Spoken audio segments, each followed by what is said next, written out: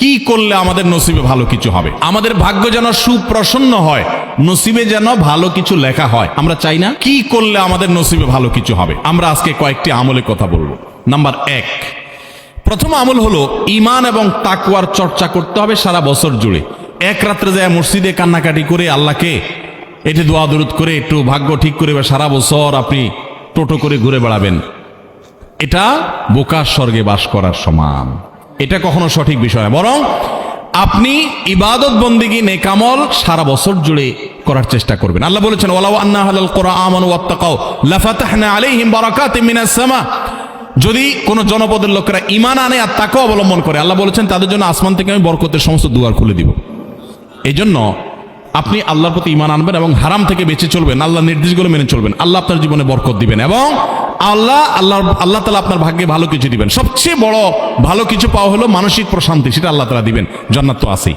2 নম্বর আমল হলো ইস্তেগফার করবেন, গুনাহ মাফ চাইবেন, আস্তাগফিরুল্লাহ ওয়া আতুবু ইলাইহি। যারা বেশি বেশি পড়ে আল্লাহ তাদের রিজিকে বরকত দান করে, ইনকামে বরকত দান করে। আল্লাহ বলেছেন ওয়া ইয়ামদুদুকুম বিআমওয়ালিন ওয়া বানিন। যারা ইস্তেগফার করে তাদেরকে আল্লাহ সম্পদ এবং সন্তান দিয়ে সমৃদ্ধ করেন, তাদের ভাগ্য ভালো কিছু হয়। এজন্য বেশি বেশি আস্তাগফিরুল্লাহ পড়বেন, আস্তাগফিরুল্লাহ আস্তাগফিরুল্লাহ, যত রকমের ইস্তেগফার আছে পড়বেন। 3 নম্বর হলো রেজা বিল কাজা, আল্লাহ যা দিয়েছেন এর উপর সন্তুষ্ট থাকবেন। আলহামদুলিল্লাহ বলুন, যা পাইছি আলহামদুলিল্লাহ।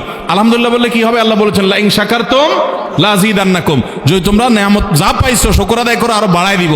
তাহলে আপনার ভাগ্যে যদি আরো বেশি কিছু থাকুক আপনি চান, তাহলে সেক্ষেত্রে আপনার শুকরিয়া আদায় করা শিখতে হবে। 3 নম্বর।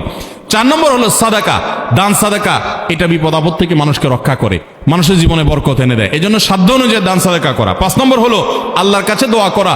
কোন কোন ভাগ্য আল্লাহ পরিবর্তন করে দেন দোয়ার মাধ্যমে। লা ইয়ারুদ্দুত তাকদির ইল্লা দোয়া, দোয়া এটা তাকদিরকে পর্যন্ত পরিবর্তন করে দেয়। কিছু কিছু তাকদির আছে পরিবর্তনশীল, এগুলো দোয়ার মাধ্যমে পরিবর্তন। এই জন্য দোয়া করতে থাকা, আল্লাহ আমার নসিবের জন্য ভালো কিছু থাকে, মন্দ কিছু থাকলেও তুমি সেটা দূর করে দাও, দোয়া করতে থাকা, তাহলে ভাগ্যে ভালো কিছু পাবেন।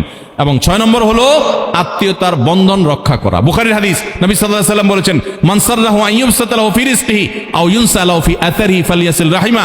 যে ব্যক্তি চায় তার হায়াতে আল্লাহ বরকত দেখ, তার রুজিতে বরকত দেখ, সেজন্য আত্মীয়তার সম্পর্ক রক্ষা করে। চেষ্টা করব না ইনশাআল্লাহ। এই 6টা কাজ আবার আমি বলছি এক নজরে। 1, আল্লাহর প্রতি ঈমান আনা এবং তাকওয়া অবলম্বন করা, সারা বছর গুনাহ থেকে বেঁচে থাকা, 5 ওয়াক্ত নামাজ ইত্যাদি পড়া। 2, বেশি বেশি ইস্তেগফার পড়া।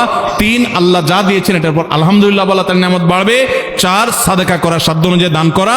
5, আল্লাহর কাছে দোয়া করা, তাহলে আল্লাহ ভাগ্যে ভালো কিছু দিবেন। আর 6, আত্মীয়তার বন্ধন রক্ষা করা।